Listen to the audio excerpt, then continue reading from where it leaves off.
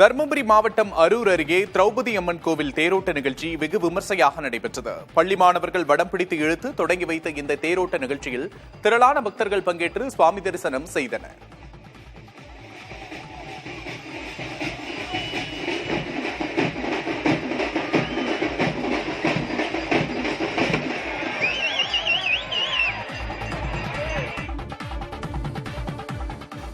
சென்னை நகராட்சி நிர்வாகம் மற்றும் குடிநீர் வழங்கல் துறையின் சார்பில் 1335.49 கோடி ரூபாய் மதிப்பிலான திட்டங்களை துணை முதல்வர் உதயநிதி தொடங்கி வைத்தார்.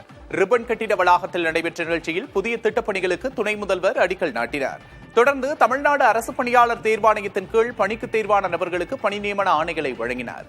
தொடர்ந்து நிகழ்ச்சியில் பேசிய துணை முதல்வர் உதயநிதி, சென்னையில் குடிநீர் பஞ்சம் இல்லை, மேம்பாலங்கள் உள்ளன, மெட்ரோ என சென்னையை பட்டை தீட்டியவர் நம் முதல்வர் என தெரிவித்தார்.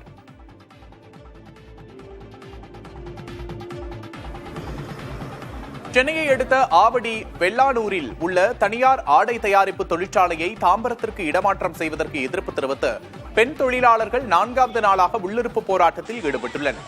தொழிற்சாலை இடமாற்றம் தங்களது வாழ்வாதாரத்தை பாதிக்கும் என கூறும் தொழிலாளர்கள் 3 மாத ஊதியம் மற்றும் போனஸ் தொகை வழங்க கோரி போராட்டம் நடத்துகின்றனர். பேச்சுவார்த்தை தோல்வியடைந்த நிலையில் போராட்டம் தொடர்கிறது.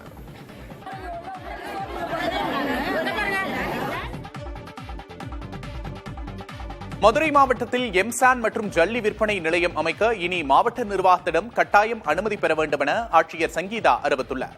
ஜூன் 14ஆம் தேதி முதல் எம்சான் ஜல்லி வாகனங்களுக்கு இணைய வழி நடைச்சீட்டு அவசியம் எனவும் அவர் உத்தரவு பிறப்பித்துள்ளார். அரசின் இணையதளம் வாயிலாக இந்த அனுமதியை பெற்றுக் கொள்ளலாம் என்றும் ஆட்சியர் தனது உத்தரவில் குறிப்பிட்டுள்ளார். மதுரை மேலூர் அருகே வீட்டில் எரிவாயு சிலிண்டர் வெடித்ததில் 2 லட்சம் ரூபாய் ரொக்கம், தங்க நகைகள் உள்ளிட்டவை தீக்கிரையாகின. அம்பலக்காரன்பட்டி கிராமத்தில் வசித்து வரும் விஜயராணி என்பவர் வீட்டை பூட்டிவிட்டு வெளியே சென்றுள்ளார். இந்நிலையில் வீட்டில் இருந்த 2 எரிவாயு சிலிண்டர்களில் ஒன்று திடீரென வெடித்து சிதறியதில் நகை, பணம், ஆவணங்கள் உள்ளிட்டவை எரிந்தன. மேலும் சிலிண்டர் வெடித்த அதிர்ச்சியில் வீட்டின் ஓடுகள் சிதறின. தகவல் அறிந்த கொட்டாம்பட்டி தீயணைப்புத் துறையினர் விரைந்து வந்து தீயை கட்டுப்படுத்தினர்.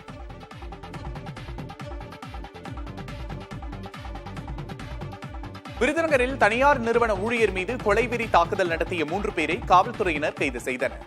ஐயனார் நகரில் வசித்து வரும் மாரிக்கனி என்பவர் பணி முடித்துவிட்டு வீடு திரும்பிக் கொண்டிருந்தார். அப்போது 3 இளைஞர்கள் சேர்ந்து மாரிக்கனியை சரமாரியாக தாக்கிவிட்டு சென்றுள்ளனர்.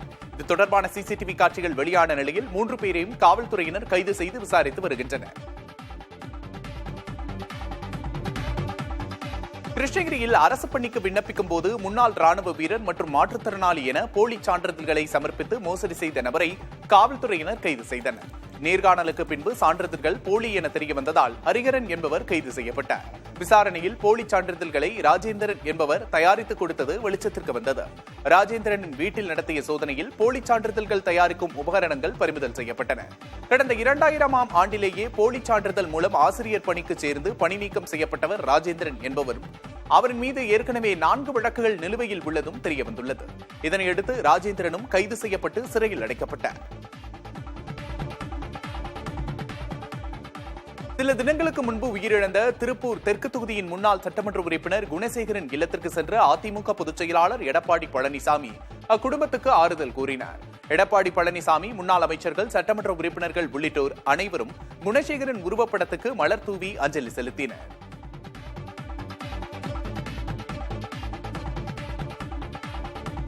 கோவை மாவட்டம் அன்னூர் பேரூராட்சியில் நாள்தோறும் சேகாரமாகும் சுமார் 10 டன் குப்பைகள் குளத்தில் கொட்டப்பட்டு வருகின்றன. குப்பைகளை கொட்டவும் தரம் பிரிக்கவும் இடமில்லாமல் திணறி வரும் பேரூராட்சி குப்பைகளை குளத்தில் கொட்டுவதாக கூறப்படுகிறது. விவசாயிகள் எதிர்ப்பு மற்றும் நீதிமன்ற வழக்கால் 2 ஏக்கர் நிலம் முடங்கியுள்ளதே குப்பைகளை கொட்ட இடமில்லாததற்கு காரணமாகும். குளம் மாசடைந்து துர்நாற்றம் வீசி வரும் நிலையில் மாவட்ட நிர்வாகம் இவ்விவகாரத்தில் தலையிட்டு குளத்தை காக்க வேண்டுமென சமூக ஆர்வலர்கள் கோரிக்கை விடுக்கிறார்கள். மயிலாடுதுறை மாவட்டத்தில் அரசு வேலை வாங்கித் தருவதாக கூறி 13 லட்சம் ரூபாய் மோசடி செய்த நபரை காவல்துறையினர் கைது செய்தனர். கொள்ளிடம் வட்டார வளர்ச்சி அலுவலகத்தில் ஒப்பந்த எழுத்தாளராக பணிபுரிந்த வரதராஜன் என்பவர் 18 பேரிடம் மோசடியில் ஈடுபட்டுள்ளார். அரசு வேலை வாங்கித் தருவதாக கூறி போலியான நியமன ஆணைகள் மற்றும் பதிவேடுகளை தயாரித்துள்ளார். இதுகுறித்து மாவட்ட நிர்வாகத்தின் புகாரின் பேரில் வரதராஜன் கைது செய்யப்பட்டார். இந்த மோசடியில் வேறு யாருக்கும் தொடர்பு உள்ளதா என காவல்துறையினர் தொடர்ந்து விசாரணை நடத்தி வருகின்றனர். திருவாரூர் மாவட்டம் வலங்கைமான் தாலுகாவில் கோவில் முளைப்பாரி ஊர்வலத்தின் போது இருதரப்பு மக்களிடையே கருத்து மோதல் ஏற்பட்டதால் காவல்துறையினர் குவிக்கப்பட்டனர். நெடுவாசல் கிராமம் முத்துமாரியம்மன் கோவில் திருவிழாவில் முளைப்பாரி எடுத்துச் சென்ற மக்கள் ஆவூர் கிராம தெருக்களின் வழியே கடந்து செல்ல முற்பட்டுள்ளனர். இதற்கு ஆவூர் கிராமத்தினர் எதிர்ப்பு தெரிவித்த நிலையில் வருவாய்த்துறையினர் பேச்சுவார்த்தைக்கு பின்பு சமரசம் ஏற்பட்டது. பின்னர் முளைப்பாரி காவடியுடன் ஆவூர் பகுதியை நெடுவாசல் கிராம மக்கள் கடந்து சென்றனர்.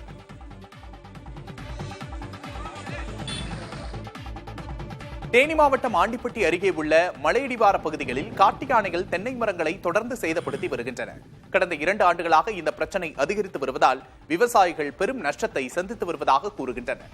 இரவு நேரங்களில் தோப்புகளுக்குள் நுழையும் யானைகளால் தொழிலாளர்கள் கூட காவல் காக்க வர மறுப்பதாக விவசாயிகள் தெரிவிக்கின்றனர்.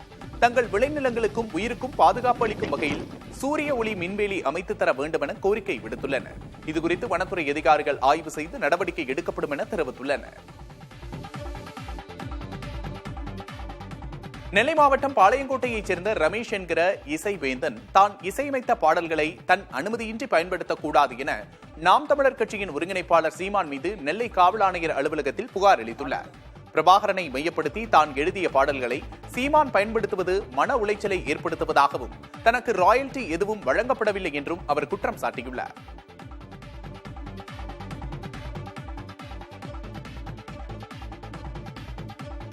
சேலம் ஓமலூர் வட்டாரத்தில் சாகுபடி செய்துள்ள முருங்கை மரங்களில் பழுப்பு இலைப்புள்ளி நோய் தாக்கம் ஏற்பட்டுள்ளது. செட்டிப்பட்டி, அமரக்குந்தி, தௌசம்பட்டி உள்ளிட்ட பகுதிகளில் சாகுபடி செய்யப்பட்ட முருங்கைக்கீரை மரத்தில் ஏற்பட்டுள்ள பாதிப்பு காய்களுக்கும் பரவ வாய்ப்பிருப்பதாக அப்பகுதி விவசாயிகள் கவலை தெரிவித்துள்ளனர். நோய்களுக்கு பூஞ்சான கொல்லிகளை பயன்படுத்தலாம் என தோட்டக்கலைத்துறை அதிகாரிகள் தெரிவித்துள்ளனர். தேனி மாவட்டம் வீரபாண்டி அரசு ஆரம்ப சுகாதார நிலையம் மற்றும் தனியார் மருத்துவமனையில் தமிழக சட்டப்பேரவை பொது நிறுவனங்கள் குழு ஆய்வு செய்தது. குழு தலைவரான அணைக்கட்டு எம்எல்ஏ நந்தகுமார் தலைமையில் இந்த ஆய்வு நடந்தது. மருத்துவ கட்டமைப்பு வசதிகள், அவசர சிகிச்சைக்காக செய்யப்பட்டுள்ள முன்னேற்பாடுகள், நோயாளிகள் பராமரிப்பு, அவசர கால மருந்துகளின் இருப்பு உள்ளிட்டவை ஆய்வுக்கு உட்படுத்தப்பட்டன. ஆய்வின் போது ஆட்சியர் ரஞ்சித் சிங் உடனிருந்தார்.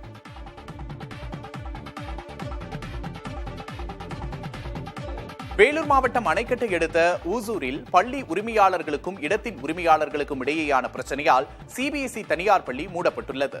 இதனால் 200 மாணவர்களின் கல்வி பாதிக்கப்பட்டுள்ளது. எனவே பள்ளியை மீண்டும் திறக்க கோரி பெற்றோர்கள் வேலூர் ஆட்சியர் சுப்புலட்சுமியிடம் மனு அளித்தனர்.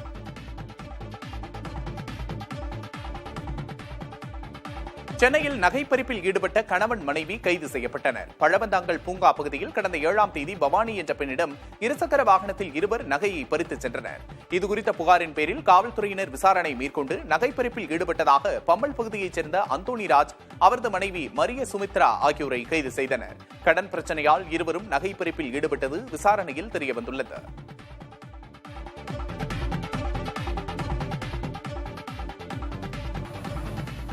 தஞ்சை மாவட்டம் திருவிடை மருதூர் அருகே கோவிலில் அம்மனின் நகையை திருடிவிட்டு நாடகமாடிய பூசாரி கைது செய்யப்பட்டார். கஞ்சனூரில் உள்ள சீதால மாரியம்மன் கோவில் அம்மனுக்கு காணிக்கையாக வந்த 8 பவுன் நகையை கோவிலின் பீரோவில் வைத்திருந்த நிலையில் திடீரென காணாமல் போனது. இதுகுறித்த புகாரின் பேரில் திருப்பனந்தாள் காவல்துறையினர் விசாரணை மேற்கொண்டனர். இந்நிலையில் ஐயத்தின் பேரில் கோவில் பூசாரி லட்சுமணனை பிடித்து விசாரித்ததில் நகையை திருடிவிட்டு காணாமல் போனதாக நாடகமாடியது தெரியவந்தது. இதனையடுத்து லட்சுமணனை காவல்துறையினர் கைது செய்து 8 பவுன் நகையை மீட்டனர்.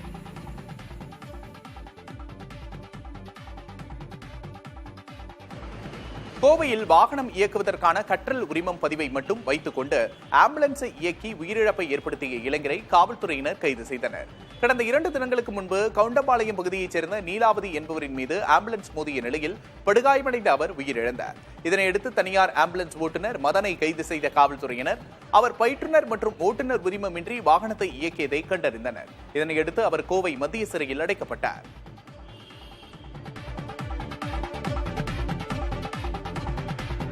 தூத்துக்குடி மாவட்டம் கோவில்பட்டி அருகே கயத்தாரில் கார் கவிழ்ந்து விபத்துக்குள்ளானதில் தலைமை ஆசிரியர் உயிரிழந்தார். தென்காசி மாவட்டம் ஆலங்குளம் அருகே உள்ள புதுப்பட்டி அரசு உதவி பெறும் நடுநிலைப் பள்ளியில் பணிபுரிந்து வந்த 57 வயதான ராஜன் ஜான் விருதுநகர் சென்றுவிட்டு திரும்பும் வழியில் இந்த விபத்து ஏற்பட்டுள்ளது. படுகாயங்களுடன் மீட்கப்பட்ட ஆசிரியரின் மனைவி ஜான் எஸ்தருக்கு நெல்லை அரசு மருத்துவமனையில் சிகிச்சை அளிக்கப்பட்டு வருகின்றது.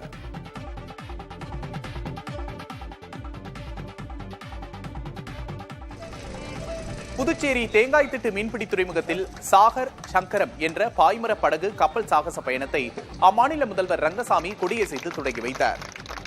இப்பயணம் மூலம் புதுச்சேரி மற்றும் தமிழகத்தைச் சேர்ந்த 60 மாணவ மாணவியர் கடலில் 302 கிலோமீட்டர் தூரத்தை 10 நாட்களில் கடக்க உள்ளனர். செல்லும் வழியில் இரத்த தானம், மரம் நடுதல் போன்ற சமூக சேவை நிகழ்வுகளையும் இந்த குழு மேற்கொள்ள உள்ளது.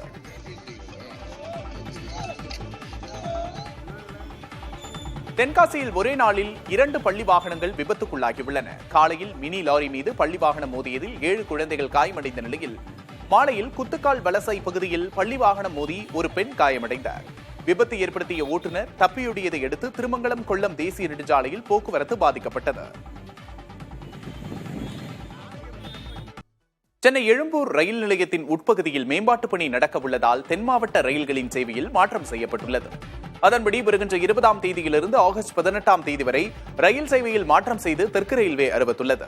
சென்னை எழும்பூரிலிருந்து புறப்படும் கொல்லம் விரைவு ரயில், மதுரை தேஜாஸ் விரைவு ரயில், மன்னார்குடி மண்ணை ரயில், திருச்செந்தூர் விரைவு ரயில், குருவாயூர் விரைவு ரயில் இனி தாம்பரத்திலிருந்து புறப்படும் என்று தெரிவிக்கப்பட்டுள்ளது. தாம்பரத்திலிருந்து ஹைதராபாத் விரைவு ரயில் சென்னை கடற்கரையிலிருந்து புறப்படும் என்று ரயில்வே நிர்வாகம் தெரிவித்துள்ளது. மறுமார்க்கத்திலிருந்து புறப்படும் ரயில்களும் எழும்பூருக்கு பதிலாக தாம்பரத்தில் வந்து சேரும் என்று தெரிவிக்கப்பட்டுள்ளது. சென்னையில் வரதட்சணை கொடுமையால் தாக்கப்பட்ட பெண்ணுக்கு மருத்துவ சான்றிதழ் அளித்த நிலையில் காவல் ஆய்வாளர் மிரட்டல் விடுப்பதாக மருத்துவர் புகார் அளித்துள்ளார். தனியார் மருத்துவமனையில் பணியாற்றும் ஷாம் பிரசாத் என்ற மருத்துவர் டிஜிபி அலுவலகம் மற்றும் மருத்துவ கவுன்சிலுக்கு அளித்த புகாரில் இவ்வாறு தெரிவித்துள்ளார். கோடம்பாக்கத்தைச் சேர்ந்த பெண் கணவரால் தாக்கப்பட்டது தெரியவந்ததால் மருத்துவ சான்றிதழ் அளித்ததாகவும் அதன் அடிப்படையில் அந்த பெண் தியாகராய நகர் அனைத்து மகளிர் காவல் நிலையத்தில் புகார் அளித்ததாகவும் தெரிவித்துள்ளார். இந்நிலையில் தான் தவறாக சான்று வழங்கியதாகவும் வழக்கில் தன்னை சேர்க்காமல் இருக்க பணம் தர வேண்டுமெனவும் காவல் ஆய்வாளர் தன்னை நேரில் வரவழைத்து மிரட்டுவதாக அந்த புகாரில் மருத்துவர் ஷியாம் பிரசாத் தெரிவித்துள்ளார். பொறியியல் மாணவர் சேர்க்கை கலந்தாய்வுக்கான 10 இலக்க ரேண்டம் எண் வெளியிடப்பட்டது. விண்ணப்பித்த அனைத்து மாணவர்களுக்கும் தனித்தனியான 10 இலக்க எண் ஒதுக்கீடு செய்யப்பட்டுள்ளன. மாணவர்கள் அதனை tneaonline.org என்ற இணையதளத்தில் சென்று பார்த்துக் கொள்ளலாம். ஒரே மாதிரியாக கட் ஆஃப் பெறும் மாணவர்களில் யாருக்கு முன்னுரிமை அளிப்பது என்பது ரேண்டம் எண் மூலமாக முடிவு செய்யப்படும்.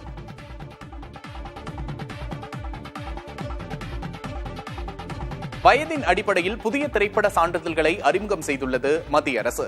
அதன்படி திரைப்படங்களுக்கு UA மற்றும் UA சான்றிதழ்கள் வழங்கப்பட்டு வரும் நிலையில் தற்போது U7+, U13+ மற்றும் U16+ ஆகிய சான்றிதழ்கள் கொண்டுவரப்பட்டுள்ளன. சமூக பாதுகாப்பு, பெற்றோர் வழிகாட்டல் மற்றும் விளம்பர ஒழுங்குகள் போன்றவற்றை கொண்ட இந்த புதிய விதிகள் இளம் பார்வையாளர்களின் பாதுகாப்பு மற்றும் உணர்வை கருத்தில் கொண்டு வடிவமைக்கப்பட்டிருப்பதாக தெரிவிக்கப்பட்டுள்ளது. தொழில்நுட்ப மாற்றங்களுடனான இந்த நடைமுறை ஜூலை முதல் அமலாக வாய்ப்புள்ளது.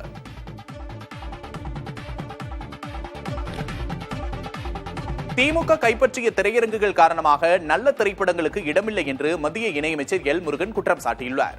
இயக்குனர் தங்கர் பச்சானின் மகன் விஜித் பச்சான் நடித்துள்ள பேரன்பும் பெருங்கோபமும் என்ற திரைப்படம் சமூக அக்கறை மற்றும் மனித உணர்வுகளை பிரதிபலிக்கும் முக்கியமான படைப்பு என பாராட்டப்பட்டுள்ளது.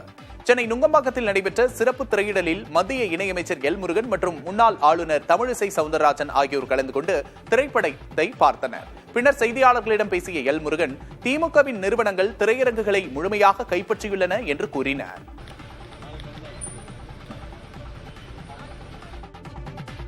கேரளாவில் 10 நாட்கள் இடைவெளிக்கு பிறகு தென்மேற்கு பருவமழை மீண்டும் துவங்கியுள்ளது. பருவமழை தற்போது மெதுவாக சாரலாக தொடங்கி படிப்படியாக அதிதீவிர கனமழையாக வலுக்கும் என திருவனந்தபுரம் வானிலை ஆய்வு மையம் எச்சரிக்கை விடுத்துள்ளது. கடந்த ஆண்டுகளை விட பருவமழை அதிகமாகவே இருக்கக்கூடும் என்று வானிலை ஆய்வாளர்கள் அபாய கணிப்பை தெரிவித்துள்ளனர். வரும் 15ஆம் தேதி மாநிலம் அதி கனமழை எச்சரிக்கை விடுக்கப்பட்டிருக்கிறது. மும்பையில் குபேரா படத்தின் ஹிந்தி பாடல் வெளியீட்டு விழா மேடையில்தான் தனுஷ் இவ்வாறு பேசினார். முன்னதாக நடிகை ராஷ்மிகா மந்தனா பேசுகையில் அரங்கத்தில் இருந்த சிலர் அவரை தமிழில் பேசுமாறு கோரினர். அதற்கு ஹிந்தி ஊடகத்தினருக்கு ஒன்றும் புரியாது என்று கூறி தமிழில் பேச மறுத்தார். ராஷ்மிகா பின்னர் பேச ஆரம்பித்த தனுஷ் எல்லோருக்கும் வணக்கம் என்றதுமே தமிழ் ரசிகர்களால் அரங்கம் அதிர்ந்தது. தொடர்ந்து தமிழிலேயே பேசினார் தனுஷ். இது தொடர்பான காட்சிகளை தமிழ் சினிமா ரசிகர்கள் அதிக அளவில் பகிர்ந்து வருவதால் வைரலாகி வருகின்றன.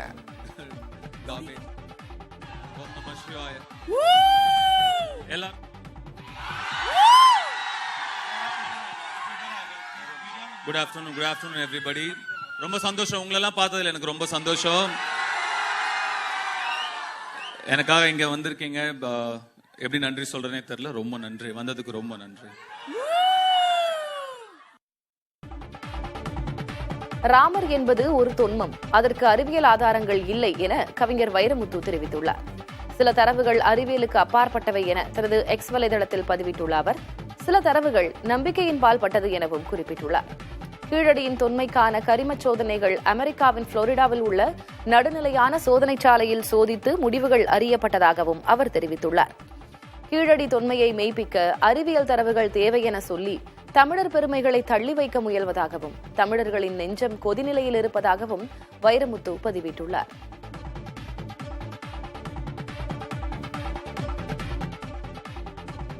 சென்னை எழும்பூர் ரயில் நிலையத்தின் உட்பகுதிகளில் மேம்பாட்டு பணி நடக்க உள்ளதால் தென் மாவட்ட ரயில்களின் சேவையில் மாற்றம் செய்யப்பட்டுள்ளது. அதன்படி வருகிற 20ஆம் தேதியிலிருந்து ஆகஸ்ட் 18ஆம் தேதி வரை ரயில் சேவையில் மாற்றம் செய்து தெற்கு ரயில்வே அறிவித்துள்ளது. சென்னை எழும்பூரிலிருந்து புறப்படும் கொல்லம் விரைவு ரயில், மதுரை தேஜாஸ் விரைவு ரயில், மன்னார்குடி மன்னை ரயில், திருச்செந்தூர் செந்தூர் விரைவு ரயில், குருவாயூர் விரைவு ரயில் இனி தாம்பரத்திலிருந்து புறப்படும் என தெரிவிக்கப்பட்டுள்ளது. தாம்பரத்திலிருந்து ஹைதராபாத் விரைவு ரயில் சென்னை கடற்கரையிலிருந்து புறப்படும் என ரயில்வே நிர்வாகம் தெரிவித்துள்ளது. மறுமார்க்கத்திலிருந்து புறப்படும் ரயில்களும் எழும்பூருக்கு பதிலாக தாம்பரத்தில் வந்து சேரும் என தெரிவிக்கப்பட்டுள்ளது.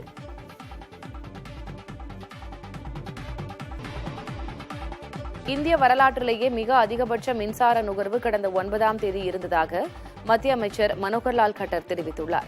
அன்று ஒரே நாளில் 241 கிகாவாட் மின்சாரம் பயன்படுத்தப்பட்டதாகவும் அந்த நாளில் மின் தட்டுப்பாடு காரணமாக எங்குமே மின்தடை ஏற்படவில்லை என்றும் இது ஒரு சாதனை என்றும் அவர் தெரிவித்தார். இந்தியாவின் மின் தட்டுப்பாடு விகிதம் 10 ஆண்டுகளுக்கு முன் 4.2 விழுக்காடாக இருந்ததாகவும் தற்போது அது 0.1 விழுக்காடாக குறைந்துவிட்டதாகவும் மின்துறை அமைச்சர் மனோகர்லால் கட்டர் தெரிவித்தார்.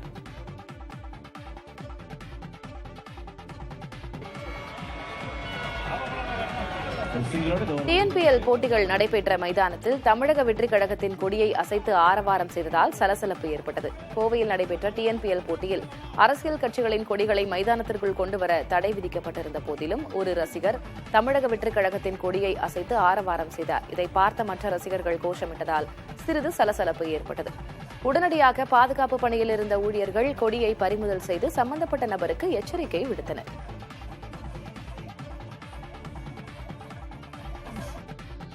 குஜராத் மாநிலத்தில் 14,000 அரசு பணிகளுக்கு 8 லட்சம் பேர் விண்ணப்பித்துள்ளனர். பெரும்பாலான அரசு பணிகளுக்கான கல்வி தகுதியை 12ஆம் வகுப்பிலிருந்து பட்டப்படிப்பாக மாற்றிய பின்னும் விண்ணப்பங்கள் குவிவது குறைந்தபாடில்லை என அதிகாரிகள் தெரிவிக்கின்றனர். மிகவும் குறைந்த ஊதியம் கொண்ட கடைநிலை பணிகளுக்கே இவ்வளவு போட்டி இருப்பது கவனத்தை ஈர்ப்பதாக உள்ளது. இது குஜராத்தில் நிலவும் கடுமையான வேலைவாய்ப்பின்மை பிரச்சினையை காட்டுவதாக சமூக ஆர்வலர்கள் கூறுகின்றனர்.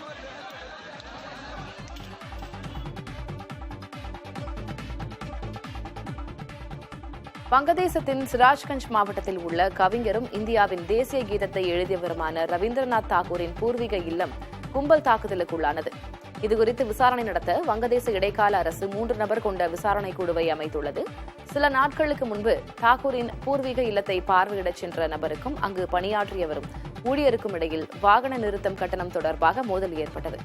இதையடுத்து அந்த நபர் கடுமையாக தாக்கப்பட்டுள்ளார். இதனால் ஆத்திரமடைந்த உள்ளூர் மக்கள் மனிதச் சங்கிலி போராட்டம் நடத்தியதாகவும் அதைத் தொடர்ந்து ஒரு கும்பல் தாகூரின் பூர்வீக இல்லத்தில் உள்ள கலையரங்கம் ஒன்றை சேதப்படுத்தியதாகவும் கூறப்படுகிறது. தாகூரின் இல்லம் தற்காலிகமாக மூடி வைக்கப்பட்டுள்ளது.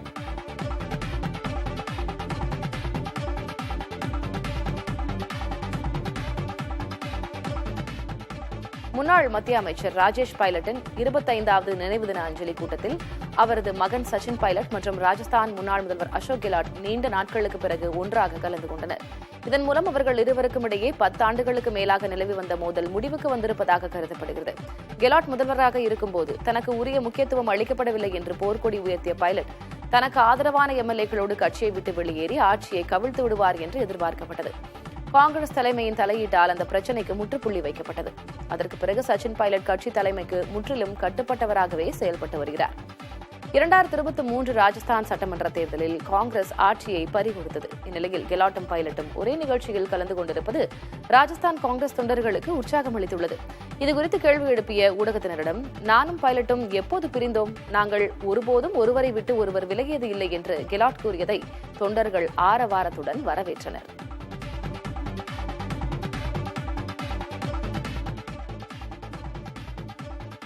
சீனாவில் இளைஞர்கள் வேலையை துறந்து எளிமையான வாழ்க்கையை தேடிச் செல்லும் போக்கு தீவிரமடைந்து வருகிறது. 35 வயது சீன இளைஞர் மின் ஹென்சாய் கார் ஓட்டுநராக பணிபுரிந்து வந்துள்ளார். தற்போது வேலையை விட்டுவிட்டு மலை குகையில் தனிமையில் வசித்து வருகிறார். திருமணம், வேலையெல்லாம் அர்த்தமற்ற ஒன்று என்று கூறும் மின் ஹென்சாய் தற்போது தனக்கு பிடித்தமான நாவல்களை படிப்பது, புற்களில் காலார நடப்பது, தனக்கான உணவை தானே விளைவித்து உண்பது என தன் நாட்களை மலை குகையில் இயற்கையோடு நிதானமாக கழித்து வருகிறார். இயற்கையோடு இயந்த இந்த எளிமையான வாழ்க்கைக்கு தான் இவ்வளவு நாளும் ஏங்கிக் கொண்டிருந்தேன் என்கிறார் மின். சீனாவில் நடைமுறையில் உள்ள 12 மணி நேர வேலைச் சூழலை இளைஞர்கள் விரும்புவது இல்லை. வேலை தங்கள் வாழ்க்கையை விழுங்கு விடுவதாகவும், எவ்வளவு உழைத்தாலும் பொருளாதார தரம் உயர்வது இல்லை என்றும் கூறும் சீன இளைஞர்கள் திருமணம் செய்வதை தவிர்க்க தொடங்கியுள்ளனர். அத்தியாவசிய தேவைகளை நிறைவேற்றும் வகையில் சிறு வேலை செய்தால் போதும் என்ற மனநிலையை நோக்கி நகர்ந்து வருகின்றனர். கனடாவில் 400 கோடி ரூபாய் மதிப்புள்ள 479 கிலோ போதைப் பொருட்களை கடத்தியதாக 6 பேர் கைது செய்யப்பட்டுள்ளனர். இந்த 6 பேருமே இந்தியாவின் பஞ்சாப் மாநிலத்தை பூர்வீகமாக கொண்டவர்கள் அவர். கனடாவில் காவல்துறை கைப்பற்றிய மிக அதிக அளவு போதைப் பொருள் இது என்பது குறிப்பிடத்தக்கது. கனடாவில் போதைப் பொருள் புழக்கம் பன்மடங்கு அதிகரித்துவிட்ட நிலையில் அதை அழிக்க ப்ராஜெக்ட் பெலிகன் என்ற பெயரில் சிறப்பு நடவடிக்கையை அந்நாட்டு காவல்துறை செயல்படுத்தி வருகிறது.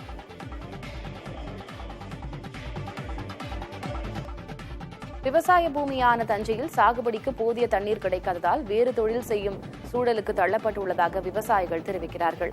மணையேரிப்பட்டி கிராம பகுதிகளில் ஒருபோக சாகுபடிக்கு மட்டுமே மேட்டூர் அணையிலிருந்து நீர் திறக்கப்படுகிறது. இந்நிலையில் அந்த நீரும் முறையாக வராததால் விவசாயிகள் கட்டட வேலை, கூலி தொழிலுக்கு மாறியிருப்பதாக தெரிகிறது. காவிரி பாசன பகுதிக்கு வழங்குவதைப் போல தங்களுக்கும் தண்ணீர் திறக்க வேண்டும் என்பதே அப்பகுதி விவசாயிகளின் கோரிக்கையாக உள்ளது. நேரத்துலேக்கு இடையில போகிறோம், ஒரு 6 மாதம் 3 மாதம் போவோம். சும்மா கொத்தனாளிக்கு போவோம், சித்தாளுக்கு போவோம், மம்புட்டி ஆளுக்கு போவோம். இந்த மாதிரி தான் போயிட்டு இருக்கோம். அந்த விவசாயம் இல்லாதனால போயிட்டு இருக்கோம் நாங்கள். ஆனால் தண்ணி வந்தால் விவசாயம் இல்லைன்னா இல்லை. தண்ணி வர்றது அப்புறம் மழை பெஞ்சு வர அழிஞ்சு போகுது, தண்ணி இல்லாமல் வேற அழிஞ்சு போகுது விவசாயம். அதுக்கு நாங்கள் காப்பீடும் கட்டுறோம். காப்பீடு கட்டுறது எங்களுக்கு வர்றது இல்லை. நெல்லை மாவட்டம் பாபநாசம் தாமிரபரணி ஆற்றில் சமூக ஆர்வலர் கிரிக்கெட் மூர்த்தி தலைமையில் 21 நாட்கள் நடைபெற்ற கோடைக்கால தூர்வாரும் மற்றும் துப்புரவு பணிகள் நிறைவடைந்தன. ஆற்றுக்குள் புதைந்து கிடந்த 130 டன்னுக்கும் அதிகமான கழிவுகள் அகற்றப்பட்டு நகராட்சி கிடங்கிற்கு அனுப்பப்பட்டன. சடங்குகள் முடிந்து போடப்பட்ட 93.3 டன் பழைய துணிகள் ஆற்றிலிருந்து அப்புறப்படுத்தப்பட்டுள்ளன. 4540 கிலோ பிளாஸ்டிக் கழிவுகள், 255 கிலோ நாப்கின்கள் மற்றும் டயப்பர்கள் என ஆற்றிலிருந்து அகற்றப்பட்டுள்ளன. நீரையும் நீர்வாழ் உயிரினங்களையும் பாதிக்கும் வகையில் கழிவுகளை ஆற்றில் போடுவதை நிறுத்த வேண்டும் என சமூக ஆர்வலர் கிரிக்கெட் மூர்த்தி வேண்டுகோள் விடுத்துள்ளார்.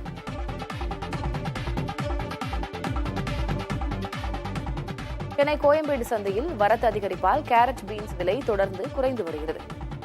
1 கிலோ கேரட் மற்றும் பீன்ஸ் தலா 30 ரூபாய்க்கு விற்கப்படுகிறது. இதேபோல வெண்டைக்காய் விலையும் 10 ரூபாய் குறைந்து 1 கிலோ 25 ரூபாய்க்கு விற்கப்படுகிறது.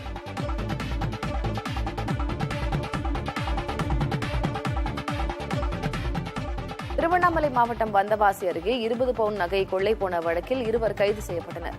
இந்திரா நகரில் அங்கையர்கண்ணி என்பவரது வீட்டில் 20 பவுன் நகைகள் கொள்ளை போனது. இதுகுறித்த புகாரின் பேரில் வந்தவாசி காவல்துறையினர் அப்பகுதியில் இருந்த கண்காணிப்பு கேமரா பதிவுகளை கொண்டு தீவிர விசாரணை மேற்கொண்டனர். இந்நிலையில் தூத்துக்குடி மாவட்டம் திருச்செந்தூர் காவல்துறையினரால் பல்வேறு வழக்குகள் தொடர்பாக ராமஜெயம், நவீன் ஆகியோர் கைது செய்யப்பட்டனர். இவர்களது புகைப்படங்களை பார்த்த வந்தவாசி காவல்துறையினர் சந்தேகத்தின் பேரில் இருவரையும் கொண்டு வந்து விசாரித்ததில் இந்திரா நகரில் நகை கொள்ளையில் ஈடுபட்டது தெரியவந்தது. திருடிய நகைகளை உருக்கி விற்பனை செய்ததில் கிடைத்த தொகை 4,20,000 ரூபாய் பறிமுதல் செய்யப்பட்டது.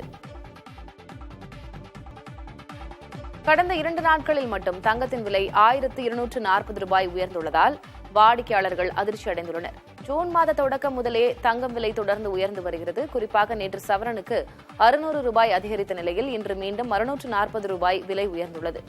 பங்குச்சந்தை மீண்டும் சரிவை சந்தித்திருப்பதால் தங்கத்தின் விலை உயர்ந்துள்ளதாக பொருளாதார வல்லுநர்கள் தெரிவிக்கின்றனர். குழந்தையை வளர்க்க ஆகும் செலவு குறித்து சமூக வலைதளமான லிங்க்டினில் ஒருவர் வெளியிட்ட பதிவு வைரலாகி வருகிறது. மும்பையைச் சேர்ந்த அன்குர் ஜாவேரி என்பவர் வெளியிட்ட பதிவில், நல்ல பள்ளியில் குழந்தையை படிக்க வைக்க ஆண்டுக்கு 7 லட்சம் ரூபாய் முதல் 9 லட்சம் ரூபாய் வரை செலவாகும் என குறிப்பிட்டுள்ளார். இதர செலவுகளை சேர்த்து ஆண்டுக்கு 12 லட்சம் ரூபாய் வரை செலவு செய்ய வேண்டியிருக்கும் என தெரிவித்துள்ள அவர், வருமானத்தில் 30 விழுக்காடு செலவு செய்ய வேண்டியுள்ளதாக குறிப்பிட்டுள்ளார்.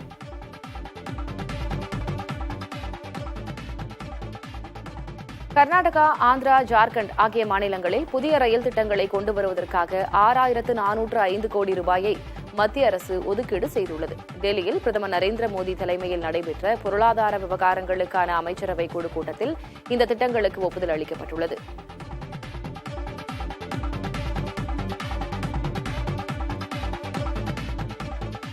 வெளிநாடுகளில் வசிக்கும் குஜராத்திகளை விமர்சித்து எக்ஸ் வலைதளத்தில் ஒருவர் வெளியிட்ட பதிவு விவாதத்திற்கு வழிவகுத்துள்ளது. கனடாவில் குஜராத்தைச் சேர்ந்த ஒரு குடும்பம் திருமண விழாவுக்காக நள்ளிரவில் சாலையில் பேரணியாக சென்று மோசமாக நடந்து கொண்டதாக கூறப்படுகிறது.